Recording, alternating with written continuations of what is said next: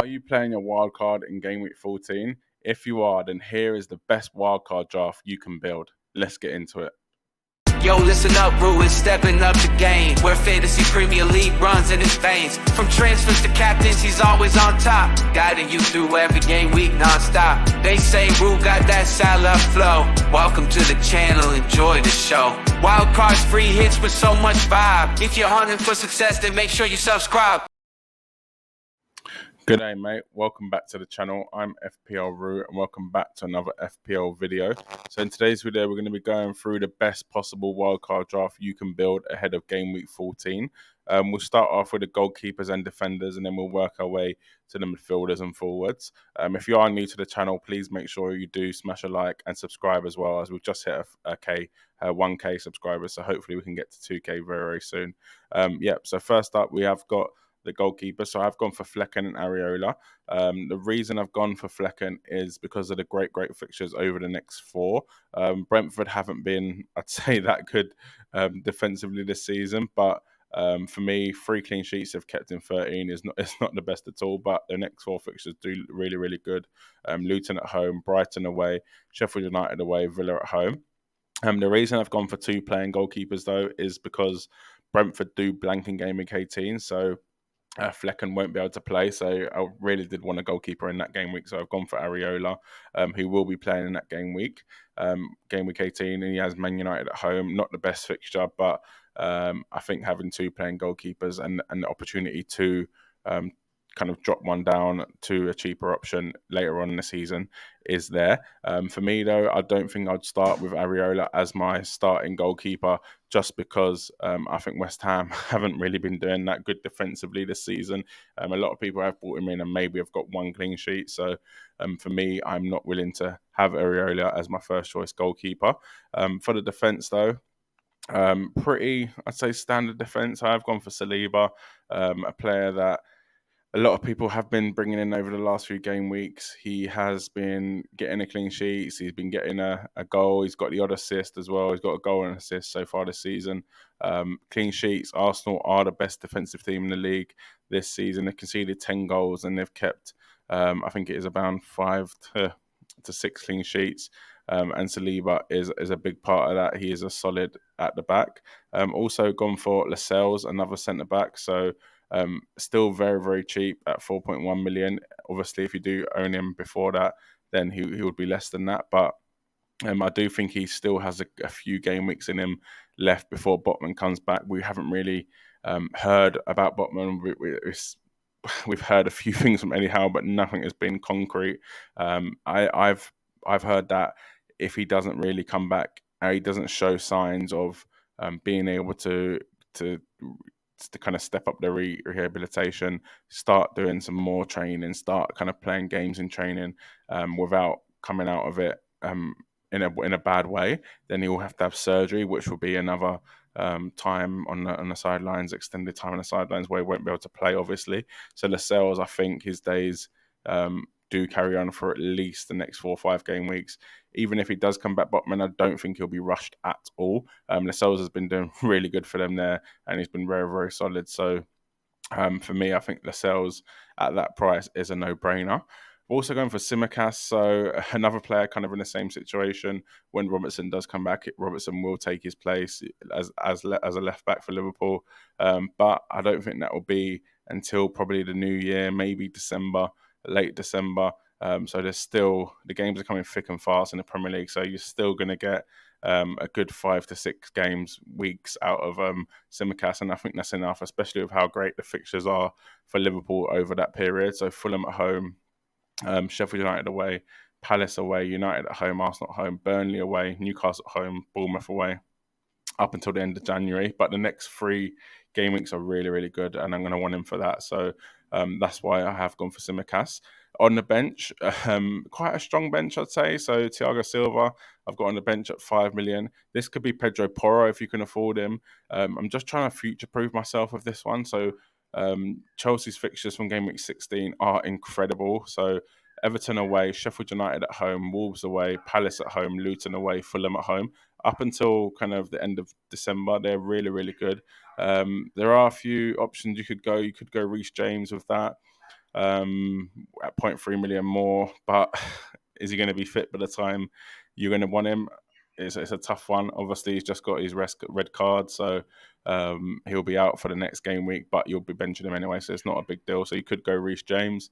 Like I said, you could go Pedro Porro, but I'm not too sure on the Spurs defence with Romero. Now without Romero, I think it's not as solid. But obviously Porro has that attacking threat. I've also gone for Braithwaite, the Everton defender. So he's actually started 10 games so far this season.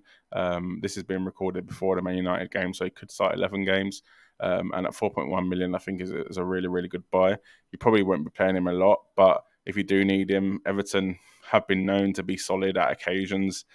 So if you do catch that, then he could be a good option off the bench. We'll move on to the midfield next, though, where I'll go through the 5 midfielders playing, and then we'll move on to the forwards and look at the forwards as well. Let's get into it. So with the midfield, and probably the most important part of the team, especially this season, with how many good midfielders there are, how crucial midfielders are, this has been the easiest and the hardest part of the team to pick. So I'll go through the kind of obvious ones. So Mo Salah, I think it is a no-brainer to have him in your wildcard team. The next 3 fixtures are incredible for Liverpool, and even after that, they're not actually too bad. Man United at home, Salah can do it against anyone, so I'm not even going to talk about the fixtures really. But so far this season, he's got 10 goals, 5 assists. He has been incredible. He's been adding them assists to the goals, which is might not seem like a big deal, but in FPL, it goes from a 7-pointer, an 8-pointer, to a 13-pointer, to a 12-pointer, to an 11-pointer. So it is a big, big deal. And Liverpool have been good defensively, so that extra point from Salah's clean sheet as well, being a midfielder, does add up. Obviously, you're not bringing him in for his clean sheet 1-pointers, but yeah, Salah is essential, and I'm excited to see what he can do over the next 3 game weeks. I'd say next up is probably Son. Maybe a lot of people are not having Son in their team, on their wildcard team, or on the team in general. This was filmed before the Villa game, so I'm not too sure how he does there. But before that, obviously blanked against Wolves, blanked against Chelsea. I still think Son is a really, really good option. 8 goals, 1 assist this season, playing number 9 for one of the most attacking teams in the league. I think he keeps that place. I don't see anyone else coming for that place. Brennan Johnson can play there, but he's got to play left wing as Solomon, Perisic, and Richarlison are out. Richarlison can play up front, but like I said, Richarlison's out. I think Son plays up front. I think Son's on penalties, and I think Spurs do have some really good fixtures coming up in terms of attacking wise. They've got 3 home games in the next 4 as well, which is a big, big deal. I do think they do better at home. So obviously you got City away though next in game week 14. A game that Son does really, really well into, when the Spurs do well in general, but Son does really, really well in that game, and especially running in behind. I think Son can cause Man City damage. West Ham at home, then Newcastle at home. Not the easiest games, but at home. Forest away, then they've got Everton at home, Brighton away, Bournemouth at home. So some really, really good fixtures up until kind of January time. So that's the reason I'm keeping Song. And another reason is I just can't see who else I'd want to get, to be honest. Like De Bruyne is not in the picture. And there's no one really else at that price point, to be honest. So that's why I have kept Son in this wildcard team. Bukayo Saka up next. So a player that's just kind of been chipping away this season. He hasn't scored since game week 7. It's still a little bit worrying, but he is getting them assists at least. So he's got 7 assists, 4 goals this season. I would really like to see him get a couple more goals, but I think these fixtures coming up are going to be key for Saka, and I think that's why I've kept him in my wildcard team. Not my wildcard team, but this wildcard team. So Wolves at home in game week 14, then Luton away, Villa at home, seeing how many goals Villa concede, Brighton at home, Liverpool away, West Ham at home, Fulham away, Palace at home, Forest away. So some really, really good fixtures in there up until the end of Jan. And I think Saka is a key part of this team, just to tick away. Sometimes, obviously, you want Saka to score every game week, but sometimes it's nice to just have the players that are, they're going to get you an assist minimum. But we just need him to start getting more goals. Next up, though, we've got Mbeumo, 6.9 million. A player that a lot of people are bringing in. He's got 6 goals, 3 assists so far this season.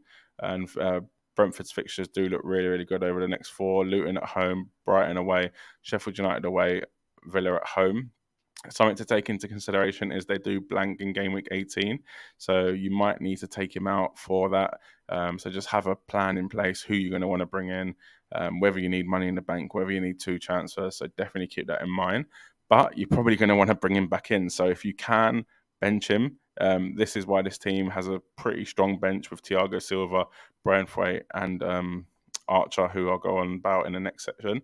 So it does have a pretty strong bench. So you could bench Mbeumo. I think that's the key with this wild card. Have enough Brentford and City kind of assets to tide you over until game week 18, and then bench them and then bring more in game week 19 and before their double game week, whenever that is. Finally, though, for the midfield, I've gone for Cole Palmer. It was a little bit of a debate. I could have gone for someone else. I could have gone for a Dingra. But for me, I think Palmer is probably the best option at that price. If you do have a bit more money, though, you could go for Anthony Gordon. That is someone I will be looking to bring into my team this game week. So I think Anthony Gordon is probably a better option than Palmer. But for that price, 5.3 million, what he is now, I think you can't go wrong. The fixtures do look really, really good for Chelsea, though, up until, I'd say, game week 22. So they've got Brighton at home, United away, Everton at home, Sheffield United at home, Wolves away, Palace at home, Luton away, Fulham at home. So some really good fixtures for Chelsea. He's on penalties as well, so I think Karma is a really good pick. Let me know what you think of the midfield, and we'll move on to the forwards. So we're not really blessed with forwards this season, I'd say. So the obvious option is Haaland. So I don't know if you've heard about him, but he's a really good player and he scores loads of goals. But I know a lot of people haven't got Haaland in their team, which is a bit confusing to me. We're seeing how great he can be against any team he plays. So for me, Haaland is a guy that is essential, and only 82% of players own Haaland, which is incredible. I'm not too sure how that's not 99.99%. But his fixtures are looking really, really good up until the blank. So Spurs at home, we've seen how many injuries. Like I said, Spurs have Romero out still, Maddison obviously out, especially for that City game. Sarr has been rumoured to be injured, but I think he should be okay. So it is going to be a tough game for Spurs, and I do fancy Haaland to score in that game. Then they've got Villa away. Villa are really good at home, actually, so that could be a tougher game for Haaland. But I think they do concede goals, so I can see Haaland getting a goal in that one. Then they've got Luton away and Palace at home before the blank. So another thing with this team, like I said with Mbeumo, please make sure you load up the bench. You make sure you have good options on the bench. With Haaland, I'd say it's a little bit easier than Mbeumo, because with Haaland, you can go for a 1 week punt of any striker in the game. With Mbeumo, you're kind of limited to your options, so you don't have that flexibility. So you could take out Haaland 18 for 1 week punt and then bring him back in 19. For me, though, yeah, Haaland is essential. I won't spend too much longer talking about him. Next to him, though, there's a few options, but none really get me excited, to be honest. Alvarez could be one, but I just don't want a headache with this team to have to bring him back in or take him out for game week 18 and bring him back in for 19. So I've just left him out. I mean, he hasn't really been doing it the last few game weeks, so he's not in the team. You could go for Watkins, but I just don't fancy Watkins, and the fixtures are not great. You could go for someone like Isak, which is actually not a bad shout, but the budget is 0.9 million more than Solanke, who I've actually put in. Like I said, none of the strikers really get me excited, but Solanke 6 goals, 1 assist. The fixtures are okay. I guess the key highlight is probably Forest away in 18, where Mbeumo and Haaland blank. So the next games, though, are Villa at home, Palace away, United at home, United away, Luton at home, Forest away, Fulham at home. So there are some good fixtures. He is on pens as well, Solanke.